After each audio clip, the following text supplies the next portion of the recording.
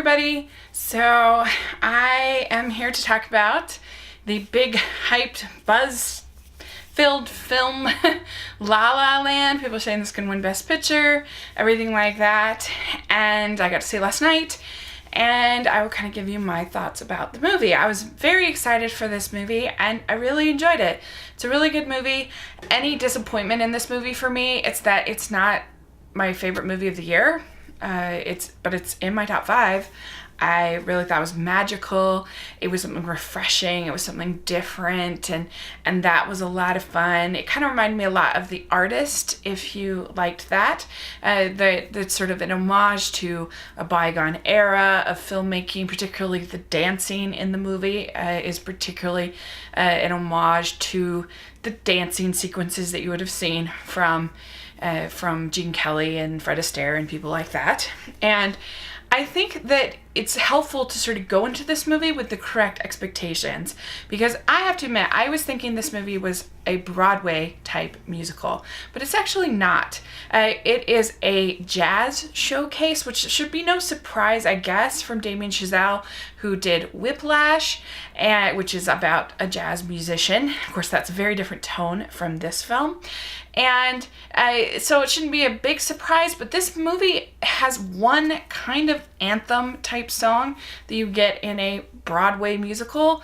But for the most part, most of the songs are kind of just sort of worked into the story, and they're not like these sort of memorable anthem type songs you get with a Broadway musical. They're more like a jazz sort of song.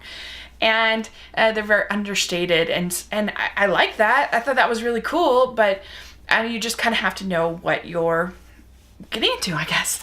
And so it's it starts out though with a big show-stopping number with this LA freeway scene, because it's all set in LA and it's about dreamers. It's about people who come to LA with dreams of becoming a musician, becoming an actress, this kind of things, and they go for it, and they go to auditions and they play for tips and this kinds of things, and they just push through and sort of their stories, and that's the crux of the movie.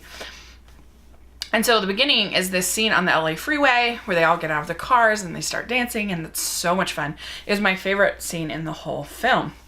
And then after that, it's much sort of smaller and more jazz feel to it through the rest of the movie.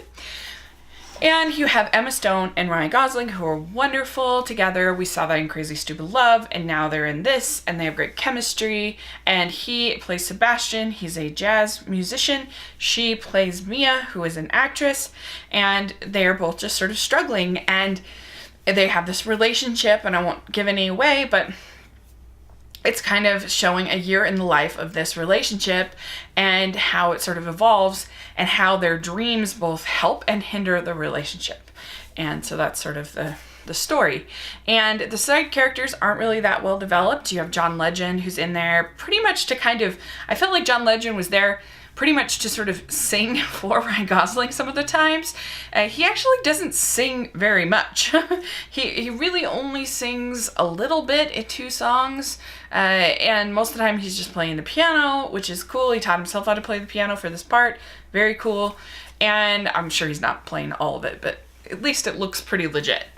And so there's actually a long portion of this movie where there really isn't a traditional musical style song in the middle. It's more sort of jazz numbers, which again, I enjoy. I like jazz. It was cool. It was very neat, and I liked their relationship, and I thought that it ended strong and was a satisfying, really fresh, original, different movie, and I liked it very much. And the cinematography was gorgeous, really beautiful, and the dancing. I mean, it's really more, I would say, a showcase of dance than it is a musical with great songs. The dancing is so beautiful. There's tap dancing and ballroom dancing and very, the classic old school cinematic type dancing. It was really lovely. And the way it was choreographed, Mandy Moore, from not the singer Mandy Moore, but the choreographer Mandy Moore, she did all the choreography, and it shows, and it was great.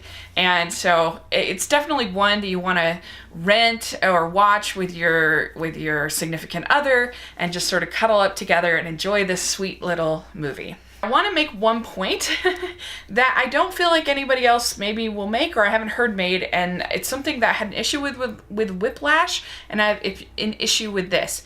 And here's the thing. So this is all about dreaming, right? And it's all about wanting something better for your life, and that's great. But here's my problem, is that being a jazz musician and being an actress is a job.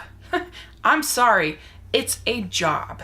And the fact is, in life, in my life experience, there is no job that truly brings you happiness. I feel like this is something missing in his stories. In Whiplash, I never felt I understood why he wanted to be a jazz musician. What was it that was really driving him? Was it the fame? Was it the praise? Was it the music itself that was making him happy or energizing him, or whatever it was? What was it? And to put up with that kind of behavior, I felt like I needed more motivation from him as a character. And here, I also feel like I need more, because if it's just the art and the love of the music, the love of the performing, that's ephemeral. That doesn't last.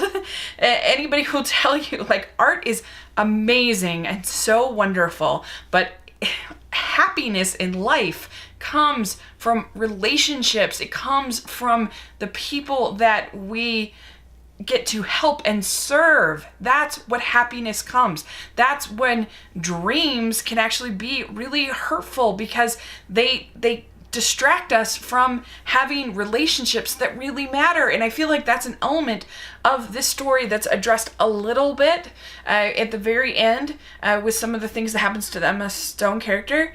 But I feel like it could be fleshed out so much more, and he could have such a depth to his characters if he was just sort of a little more honest with sort of the reality of dreams and the reality of art. You know, that yes, it is a beautiful, magical experience, and I wouldn't take it away from anybody. But in the end, it is a job, and the real things that really matter are the people in our lives. And in this movie, there's definitely a feeling that a relationship and people are worth sacrificing because of music and because of art.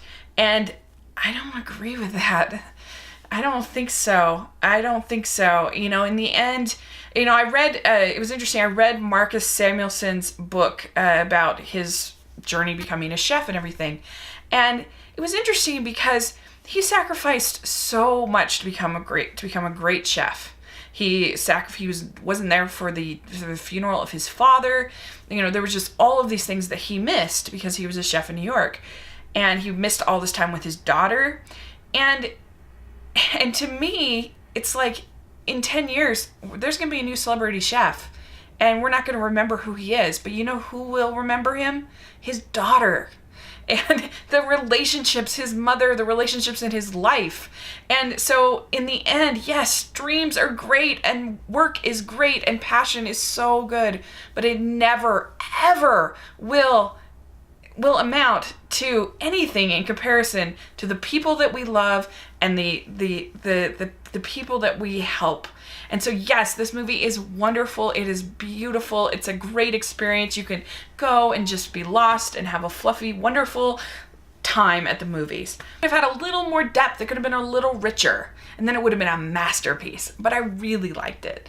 And then the other thing too is I do think that Moana and Sing Street are better, because I was more emotionally invested. That was about Sing Street was about relationships. It was about these two brothers and their relationship, and in the relationship with the couple as well. Whereas this, it's about the art and the music. And so anyway, that's just sort of my thought. And Moana had, I think both Sing Street and Moana had both better songs. I'm sorry, I do.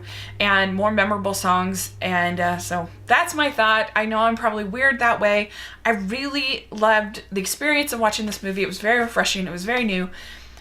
But those are some of just my jumbled thoughts about the film. So anyway, I definitely think you should see it. You should go see it and let me know what you think of it. And it's a beautiful, lovely little movie. So thanks so much. Please subscribe to my channel and I'll talk to you later.